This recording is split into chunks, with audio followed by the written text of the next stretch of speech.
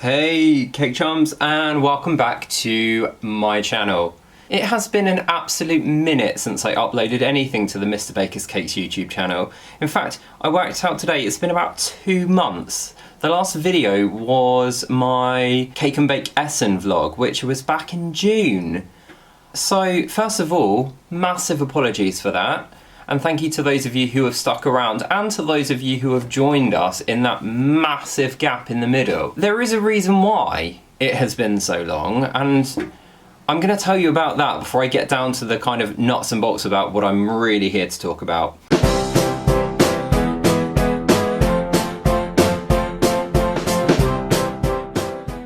So those of you who have been here for a while may recall that we started work a few months ago on a new cake studio kitchen. So a room that I could film my videos in, I could film recipes, tutorials, get some peeps in to do collaborations. Did I just say peeps? Now to do that, I went to a leading Scandinavian furniture retailer and I met with somebody on their design team who was absolutely fantastic, I have to say. Hi Sam. He helped me design a kitchen space that would work in the room that I've got available and allow me to have my cameras and my lighting and everything set up and still leave me enough room to make cakes, decorate cakes, have people in there with me, you name it. At that point, when we were happy with everything and we'd kind of done a few chops and changes and kind of tweaked the design to make it work, Sam sent the design over to the company that this leading furniture retailer uses for their installations in my area.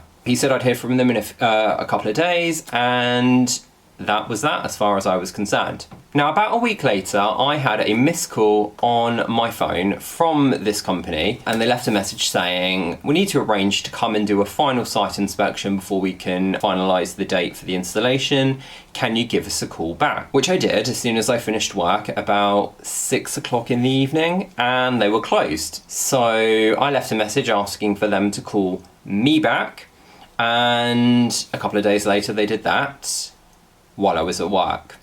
And so began about 3 weeks of what I like to call phone tennis, i.e. them phoning me when I'm not available and me phoning them when they're not available. Well, there was one day in that 3-week period where I managed to phone them from a work phone during the day, and the woman I needed to speak to was on another call. So I asked if she could phone me straight back on my mobile and I'd make a point of being available. Yeah, she phoned back on the work phone, got reception, who of course told her that I wasn't available, and the games continued.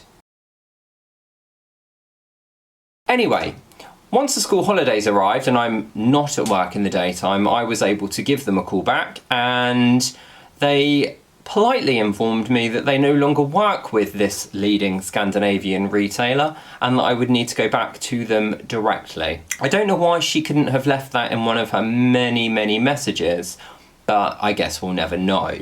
I got back in touch with Sam and he told me that yes indeed they now handle these internally, and he would refer my quote, my design over to their own installation team, and they would be in touch with me to let me know how much it was going to cost, which they did, and told me it would cost more than £500 more than the original installation quote from the other company.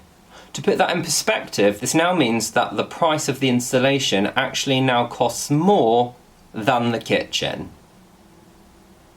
So now I find myself in a situation where I have to decide, do I A, suck it up and pay thousands of pounds for a flat pack kitchen from this leading Scandinavian furniture retailer, or do I B, order the same kitchen but try and build it myself, or C, something else entirely, whether that's try and cobble something together using what I've already got, or go to someone else, or buy some freestanding kind of kitchen units and put them together somehow. I don't know. I'd love to hear your input on it, so let me know in the comments what you think I should do or what you would do if you're in my position. But basically that's why we find ourselves still stuck in this tiny cramped little room rather than in the beautiful studio that I was hoping would be ready by now.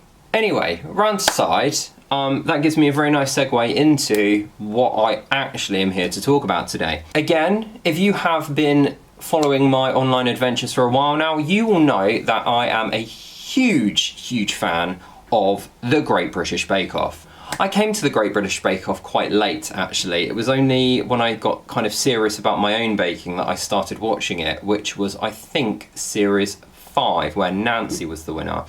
And the following year, so Series 6, I decided to start baking along with the Bake Off. That first year, I kind of cherry-picked which challenges I liked the sound of. So maybe one week I would do the signature bake, the next week I might do the showstopper. And the year after that, I started only baking the technicals, and I got quite strict with myself. I had to do it within the same amount of time that the bakers had, using the same ingredients, and using the same recipe. So whatever kind of rules were placed on the bakers in the tent, I also placed on myself. I started off by doing that and just kind of posting the results on Facebook.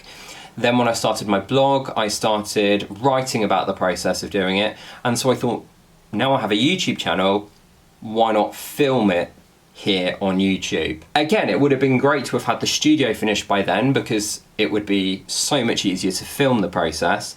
But I don't want that to kind of ruin things, really. So I'm going to try my best somehow in this space here to film me making all the technical bakes from Series 10 of the Great British Bake Off. I think I'm gonna have to move my video upload day to Friday instead of Thursday, purely because I'll be watching the show on Tuesday and hopefully get the recipe Tuesday evening, which means I can then get the ingredients on Wednesday and bake it on Wednesday evening, and then edit the video on Thursday ready for a Friday upload. For the next however many weeks the Bake Off is on, my upload day will move to a Friday. There are some other kind of considerations that will also have to apply as well. A couple of times over the last few years there have been bakes that require really quite specific bits of equipment. Sometimes I can't get hold of those in the short time frame I have to kind of attempt the bake,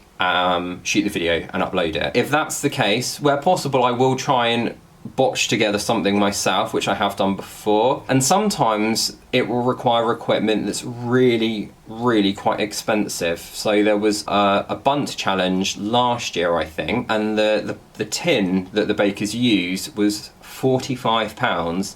And I'll be honest, I'm not prepared to pay £45 for a tin I'm probably never going to use again. So again, if that is the case, I will do my very best to use something I have or an equivalent thing I can get hold of cheaper. Don't know why I'm doing so much of this today. And then the last kind of consideration is if they get the bakers to do something really stupid. So last year, you may recall there was one challenge where they took the bakers outside to cook in an open fire.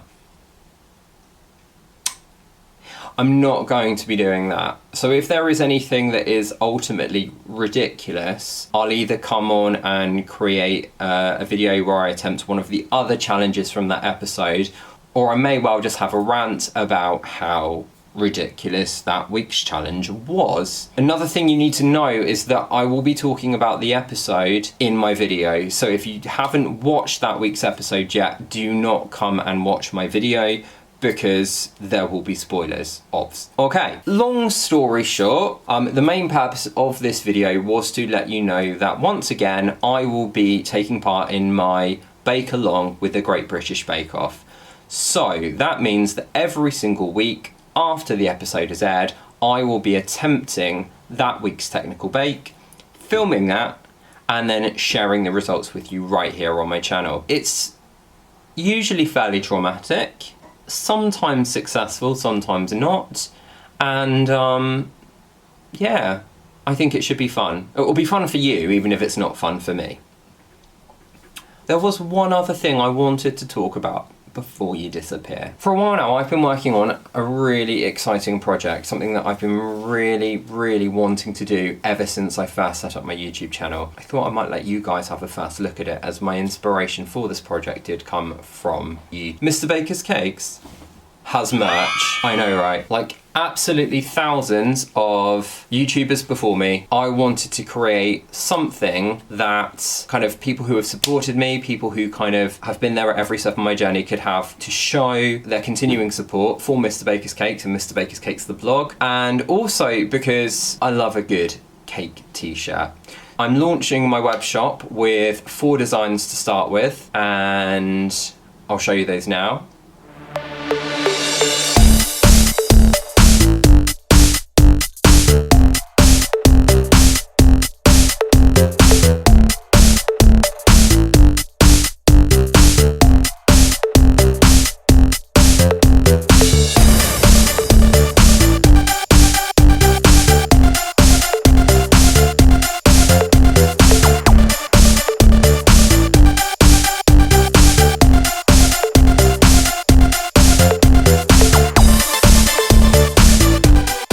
So I'll talk you through what you just saw, because all of these designs have kind of a special story behind them. They're all quite personal, which is what I think makes them really special.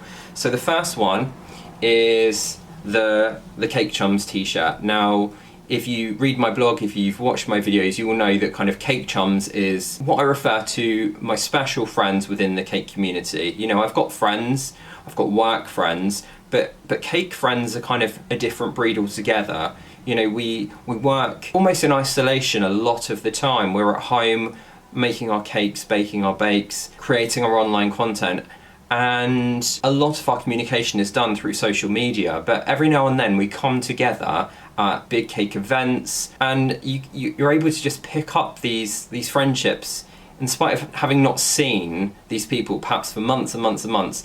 It's almost like no time has passed at all, and I think that's a really unique kind of relationship, and Cake Chums is like my way of celebrating that. So all those people who I love and appreciate in the cake world, this design is very much kind of in your honour. You are my Cake Chums, and I've been wearing this design around now for a while because I just love it, and you'll see I've even got it on my hat as well. These aren't available in the web shop. This is kind of just like a prototype, but you never know, it could happen. Next up is a design that very much kind of reflects my journey into cake art and to baking. I love cake decorating, I love baking, I love all of that side of things. I only really got serious about it about 5 years ago, and it became this wonderful escape from the workload of being a primary school teacher. Quite often, if I was finding my work was like mounting up and making me feel a bit overwhelmed, I would just kind of put it aside and I would do some baking. That was almost like my therapy. I used to call it procrastinating. The next design very much honours that, so it's kind of like a dictionary style definition,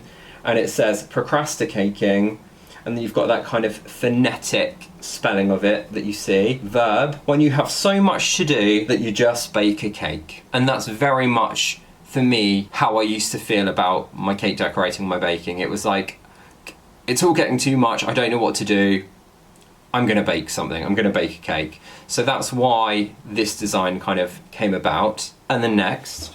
So this next design is the one I'm actually wearing right now. So I've already given you a sneak peek. And this one is an homage to the cake that I think marked a point for me where I felt the industry was starting to take me seriously, was starting to like recognize my work. And I have this character, the Grumpy Pug, and I've done lots of cakes now starring this guy. And he kind of finds himself getting into situations due to his natural kind of like curiosity and inquisitiveness, and generally it ends up with him getting stuck somewhere. So whether it's in a bucket or a Halloween lantern or something like that. And so the first one I ever did was the Summer Pug, and there's an illustration based on my original cake on this t-shirt. So you can see you've got your Grumpy Pug there with the ice cream melting on his head in the bucket, and it says, "I didn't choose the pug life chose me," because this guy very much set me on the path of creating these kind of humorous character cakes that I love creating. So he's design number 3. And then last but not least, there's a design that I kind of feel represents where I am in my cake journey now. So I have gone part-time in my teaching job as of now, and moving forward from September, the plan is very much that I get to have the best of both worlds. So I get to be a primary school teacher for part of the week, and then I get to be an online creator for the other part of the week. and I very much feel like having that best of both worlds is allowing me to have my cake and eat it. That's what this design is all about. Being able to go out there and chase your dreams and make your cake world work for you, like I've done, hopefully. So those are our 4 launch designs, and as you saw as well, there are variations in colour, there are men's fit designs, there are women's fit designs, and I haven't forgotten the kids either. There are also a selection of children's t-shirts too. And if t-shirts aren't your bag, there are even 1 or 2 accessories as well. And the plan is, of course, to add some more kind of garments to the line as we go forward. So possibly some hoodies, some aprons, those sorts of things as well. But I didn't want to kind of go nuts at the beginning, so that's why we've just chosen these first 4 kind of quite special designs. If you want to get your hands on any of these, you can head to the new Mr. Baker's Cakes web shop. I will put the link down below, and it will also be over on the blog as well. I'll add it to the kind of the menu bar at the top. It will just say shop. So that's kind of where we are. Big news, still haven't got a studio. Relaunching Bake Along with the Great British Bake Off, and of course, we now have merch. Before you go, if you have liked what you've heard today, do make sure you give me a big thumbs up down there below. And I want to hear from you. Let me know, first of all, what do you think I should do about the studio? Will you be joining me in baking along with the Great British Bake Off? And will you be getting your hands on some of the new Mr. Baker's Cake merch? Mr. Baker's Cake merch? Mr. Baker's Cakes merch. And yeah, I look forward to seeing you guys next week for the first Bake Along with the Great British Bake Off video. Make sure you hit that subscribe button and ring that bell so you get a notification as soon as I upload the video. Thanks so much for watching, guys, and I'll see you next time.